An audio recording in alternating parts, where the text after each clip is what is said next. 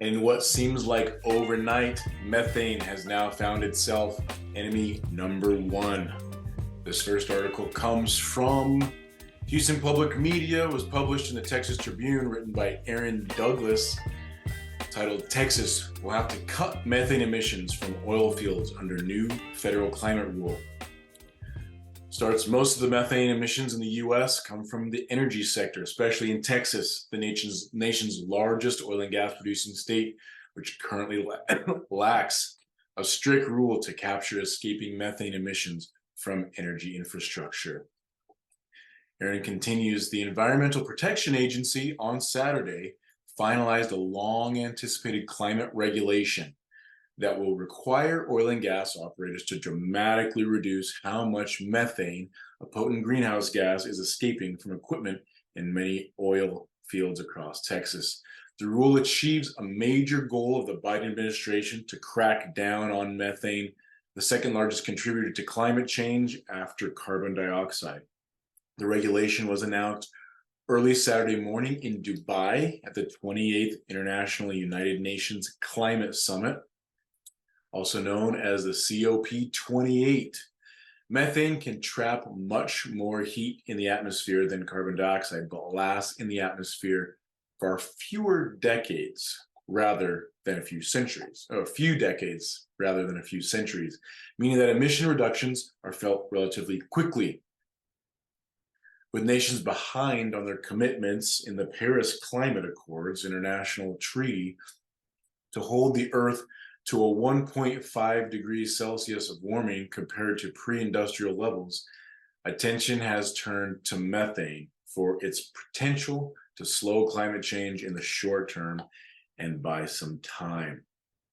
Quote, "This is historic news for our climate, for our future, and our children," said EPA Administrator Michael Regan during a press conference Saturday in Dubai.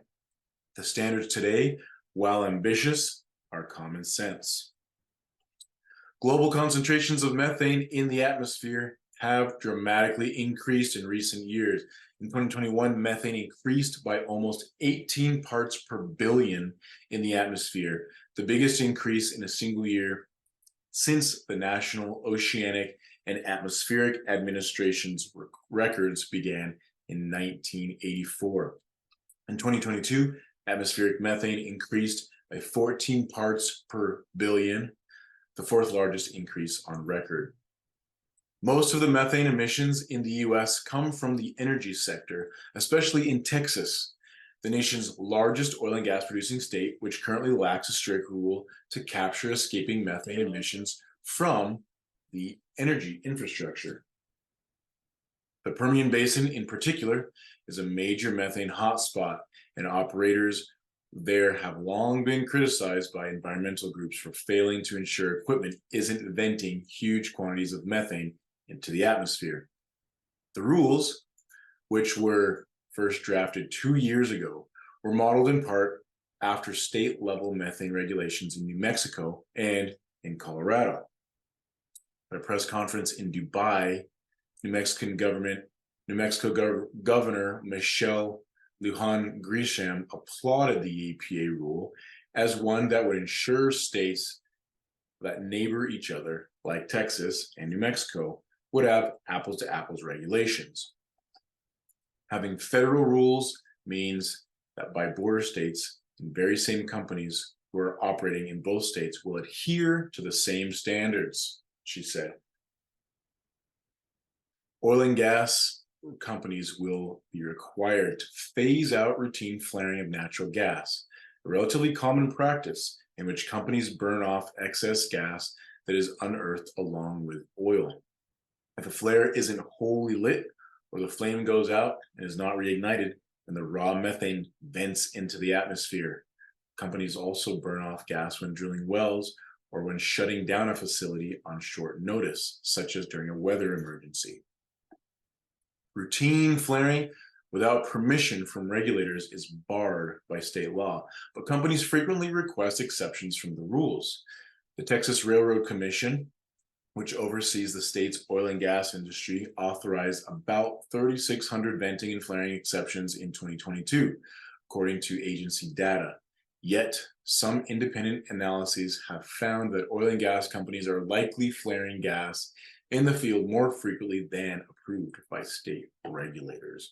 The oil and gas industry has in recent years touted its own efforts to cut methane emissions in the oil field. Early on Saturday, the Kingdom of Saudi Arabia announced that 50 oil and gas companies, including ExxonMobil, Occidental Petroleum, Shell, and several national oil companies, had agreed to meet net zero emissions in their operations by 2050, end routine flaring by 2030, and significantly curtail methane emissions in the oil field. Darren Woods, the CEO of ExxonMobil, headquartered in Spring, a suburb of Houston, also made an appearance at the COP28 this week. Woods is reportedly the first Exxon chief executive to attend one of the climate summits. Some industry groups on Saturday did not immediately oppose the EPA's new regulation. For example, the American Petroleum Institute, a major trade group for the U.S. oil and gas companies, said it was still reviewing the rule on Saturday and said that it shares the administration's goal to reduce methane emissions. Quote, "This rule must balance emission reductions with the need to continue meeting rising energy demand," said Dustin Meyer, API's Senior Vice President of Policy, Economics, and Regulatory Affairs, in a statement. However, in comments submitted to the EPA earlier this year, the Texas Alliance of Energy Producers wrote that the regulations would be costly and lauded industry efforts. Quote, burdensome federal requirements on producers are unnecessary, wrote Jason Maudlin, president of the Texas Alliance of Energy Producers, which represents independent oil companies. A major tenet of the regulation is that it will require companies to monitor their equipment for methane leaks, another big source of emissions from the oil field, and allows companies to choose from many different types of technology to do so. That was a sticking point that many industry groups asked regulators to include. The rule also creates a new super emitter program in which large methane releases are identified and targeted. Last year, the federal agency did some limited helicopter flyovers of the Permian Basin in an attempt to identify some of those methane pollution hotspots. States will be tasked with enforcing regulations and will have 2 years to create a plan for how they'll implement them, an extension of an earlier proposal.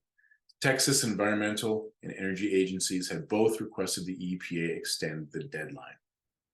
The administration has estimated that the regulation will cut 58 million tons of methane emissions between 2024 and 2038, which is nearly as much carbon dioxide emitted by the power sector in 2021.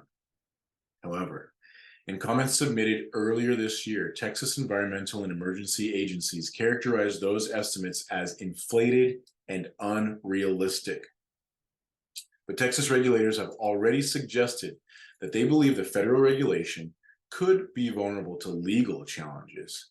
In comments submitted to the EPA in February, the Texas Commission on Environmental Quality and the Railroad Commission warned of, quote, overreach by EPA in light of a Supreme Court decision last year that significantly curtailed the federal agency's power to regulate emissions. Texas regulatory agencies argued in their comments that responding to climate change could be considered a major policy question, which the Supreme Court has found should be decided by Congress rather than federal bureaucrats, and that quote, agencies have only the authority granted to them by Congress and no such grant to address global climate change.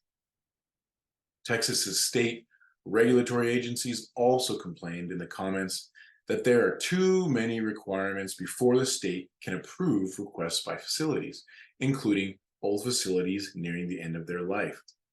To waive some of the stricter emission requirements, Texas argues that the red tape will effectively force states with large oil industries to apply the rule as written and eliminate discretion. The state, under Attorney General Ken Paxton, frequently and enthusiastically sues the Biden administration over regulations it views as onerous or an economic threat to the energy sector. An EPA official told the Texas Tribune that the agency doesn't intend for those requirements to be onerous for the state agencies. Texas environmental groups on Saturday praised the new regulation given Texas's lax attitude towards greenhouse gas emissions. Elizabeth Luberknecht, a regulatory and legislative manager for the Environmental Defense Fund, called the regulation game-changing in Texas. Luke Metzger, the executive director of Environment Texas, said the federal regulations are necessary since state regulators appear unwilling to take serious steps to reduce greenhouse gas emissions from Texas' massive oil sector. Texas, Metzger said, needs strong federal regulations to reduce methane emissions, maybe more than any other state. So what do you think? Globally, looks like they're taking aim at methane and the oil and gas sector, in particular in this article, Texas. But Texas is not the only place that is going to see changes regarding methane and flaring and all that.